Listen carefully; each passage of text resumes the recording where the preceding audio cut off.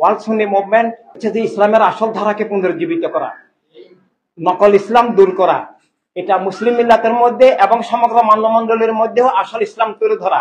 অনেক অমুসলিম মনে করে ইসলাম মানিত সৌদি ওয়াহাবিবাদ, কেউ মনে করে ইরানের শিয়া মুলুকিয়ত, কেউ মনে করে আফগানিস্তানের তালেবান শয়তান কুফরি সালাফি ফেরকা, কেউ পাকিস্তান ইসলামিক রিপাবলিক, পাকিস্তান শয়তান রিপাবলিক, পাকিস্তান কুফরি রিপাবলিক, পাকিস্তান ওয়াহাবি রিপাবলিক, পাকিস্তান নামে যে রাষ্ট্র এটা একটা অবৈধ জন্ম। কিন্তু পীর আলেমরা সবাই এটা ইসলামী রাষ্ট্র। নাউজুবিল্লাহ, ইসলাম বুঝেন নাই, ইসলাম সম্পর্কে আপনার ধারণাও নাই, ইসলাম সম্পর্কে আপনার অমুসলিমের এলেমও নাই, বিন্দু মাত্র এলেমও নাই, আপনি বিসমিল্লাহর বেও জানেন না, আপনি কিছুই জানেন না, ইসলাম বুঝেন না। ইসলাম বুঝলে আপনি অরাজনৈতিক বলতে পারতেন না, আপনি আল্লাহ রবকে সৌদি আরব বলতে পারতেন না, আপনি এইভাবে ইরানের শিয়া রাষ্ট্রকে ইসলামের রাষ্ট্র বলতে পারতেন না, আপনি তালেবান রাষ্ট্রকে ওয়াহাবি রাষ্ট্রকে ইসলাম বলতে পারতেন না। এভাবে আরো অনেক বিষয় ইসলাম বুঝলে আপনার মুরিদরা বস্তুবাদ করতো না, আপনার মুরিদরা মুলুকিয়তের সমর্থন করতো না, এবং আকিদা তো নাই, শানে রাসালাতে মৌলিক ইমানে আকিদা নাই, এক আকিদা স্বীকার করলে আর এক আকিদা স্বীকার করে না, এইভাবে ইমান হবে না।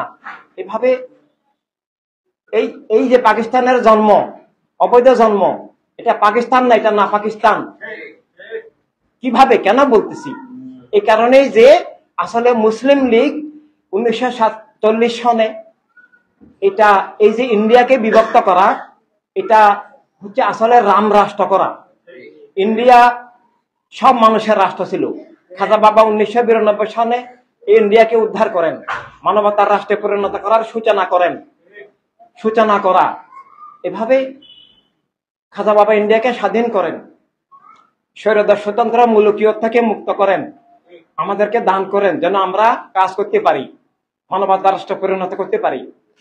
কিন্তু পরবর্তীকালে এই মুসলিম লীগ শয়তান বলল হিন্দুর জন্য হিন্দুস্তান, এটা কুফরি। ইমান থাকলে, এলাম থাকলে কোন এক ধর্মের জন্য রাষ্ট্র এটা বলতে পারে না। এভাবে মানবিক বিবেক বোধ থাকলেও এক গোষ্ঠী এক ধর্মের জন্য কোন রাষ্ট্রকে বলতে পারে না। রাষ্ট্র দুনিয়া লাহুল মুলক ওয়া লাহুল হামদু লিল্লাহি মা ফিস সামাওয়াতি ওয়াল আরদি, আল্লাহর রাদা লিল্লাহি ওয়া লি রাসূলিহি সাল্লাল্লাহু আলাইহি সাল্লাম, এবং আল্লাহর হাবিব সাল্লাল্লাহু আলাইহি সাল্লামের পক্ষ থেকে ওয়া খালাকাল্লাকুম মা ফিল আরদি জামিয়া, যে আল্লাহর হাবিবের আল্লাহই মালিক, আল্লাহর হাবিব সাল্লাল্লাহু আলাইহি সাল্লামই মালিক, আল্লাহর হাবিবের পক্ষ থেকে সব মানুষকে রাব্বিন নাস, মালিকিন নাস, ইলাহিন নাস, রাব্বিল আলামিন, রাহমাতুল লিল আলামিন সাল্লাল্লাহু আলাইহি সাল্লামের রহমত হিসাবে সব মানুষকে এই দুনিয়ার আলো বাতাস মাটি পানি রিজিক দৌলত সব মানুষকে দান করেছেন। এটার নাম খেলাফতে ইনসানিয়াত। এটা আল্লাহর হাবিব সাল্লাল্লাহু আলাইহি সাল্লামের দান, এটা কলেমার আমানত, এটা কোরআনুল কারীমের দান আমানত। এভাবে মানবতার রাজনীতি, মানবতার রাষ্ট্রের মাধ্যমে সেটা কেবল কায়েম থাকে। আর মানবতার রাজনীতি না থাকলে, মানবতার রাষ্ট্র না থাকলে মানবতা বিরোধী, জীবন বিরোধী, ইমান বিরোধী কুফরি রাজনীতি, ইসলামের নামে ওয়াহাবি সালাফি মুয়াবিয়াবাদী কুফরি রাজনীতি, এবং অন্যান্য ধর্মের নামে ধর্ম বিরোধী, জীবন বিরোধী, মানবতা বিরোধী, পাশবিক হিংস্র রাজনীতি, এবং বস্তুবাদী, জাতীয়তাবাদী, নাস্তিকবাদী, মানবতা বিরোধী, মানবতা বিধ্বংসী মিথ্যার রাজনীতি কায়েম হয় আর হয়ে গেছে। সারা পৃথিবীর এক ইঞ্চিও আমাদের হাতে নাই। এই ধর্মের নামে রাজনীতির একটা দৃষ্টান্তের নাম ইন্ডিয়াকে বিভক্ত করা, রাম রাষ্ট্র করা, পাকিস্তানকে তালেবান শয়তানি রাষ্ট্র করা, এবং এভাবে ধর্মের নামে রাজনীতির একটা দৃষ্টান্ত এই যে ইসরায়েল। তো এগুলো মুসলমান নামধারী মুনাফিকরাই অন্যান্য ধর্মের লোকদেরকে শিখিয়েছে যে ধর্মের নামে রাষ্ট্র করো। তো এক ধর্মের নামে যখন রাষ্ট্র করে, অন্যান্য ধর্মের লোকেরাও তাদের ধর্মের নামে রাষ্ট্র করার উস্কানি পায়। এভাবেই পৃথিবীটা বাতালের হাতে চলে গেছে। নিজেরা একদিকে অরাজনৈতিক, আরেকদিকে বাতালের দালালের রাজনীতি। এই ইন্ডিয়া ভাঙ্গা, পাকিস্তান নামের একটা তালেবান রাষ্ট্র হওয়া, ইন্ডিয়া রাম রাষ্ট্র হওয়া, বার্মা বৌদ্ধ রাষ্ট্র হওয়া, এভাবে উপমহাদেশকে ভেঙে ফেলা, এটা ইসলাম বিরোধী, সব ধর্মের বিরোধী, জীবন মানবতা বিরোধী, এবং দুনিয়ার ইতিহাসে ইসলামের একটা মহামারাত্মক বিপর্যয়। এই ধরনের মুশরিক রাষ্ট্র দুনিয়ার ইতিহাসে দ্বিতীয় হয় নাই। পারমাণবিক শক্তিধর একটা মুশরিক রাষ্ট্র 1947 সালে, এটা মুসলিম লীগ নামধারী শয়তান লীগ, ওয়াহাবি লীগ, কাফের লীগ, জালিম লীগ, আল্লাহর হাবিবের দুশমন লীগ এই উপমহাদেশকে বিভক্ত করে এইসব শয়তানি তৈরি করেছে। এগুলো স্বাধীনতা নয়, এগুলো ইসলামের বিরুদ্ধে, মানবতার বিরুদ্ধে, জীবনের বিরুদ্ধে যুদ্ধ। আমরা কোন মাদ্রাসা খানকাকে সেগুলার প্রতিবাদ করতে দেখে নেই, আরো জিন্দাবাদ দিতে দেখেছি। এই খানকা মাদ্রাসাগুলো বাতিলের আখড়া, এগুলা গায়রে দিনের আখড়া, বস্তুবাদের আখড়া, এগুলো সব বাতিল কায়েম রাখার জানোয়ার তৈরি করে, জাহেল তৈরি করে। যে আবার একটা সৌদি আরব বলে সে আলেম নয়, সে জাহেলও নয়, শুধু জাহেল ক্ষুদ্র অর্থ, আরো অনেক ভয়ঙ্কর কিছু।